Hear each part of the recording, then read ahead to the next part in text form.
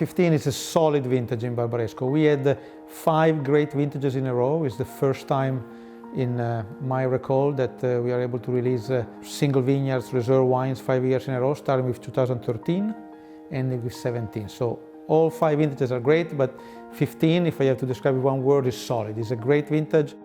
Our single vineyards are a selection of the best grapes from the best historical vineyards in Barbaresco, and they're aged 4 years before release. 3 years in wood, 1 year in the bottles, and then they come to the market.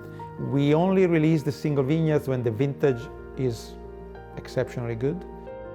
It was a warm summer, hot summer, often temperature above 35 degrees, even 40 degrees in the middle of the summer, which normally can create some issue, but again, a lot of water in the soil and then lower temperature at the end of the season made the vintage very balanced, but you can definitely feel this extra ripeness, a little more exotic character in the fruit because of the heat of the summer. In that, it's kind of similar to 2001, if we go way back, or even 2011.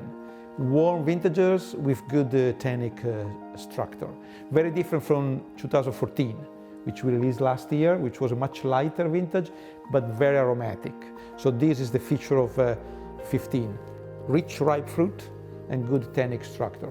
Because of this heat of the summer, the cooler vineyards seems to be the most exciting right now. For example, Ovello is one of the overachieving vineyards in 15.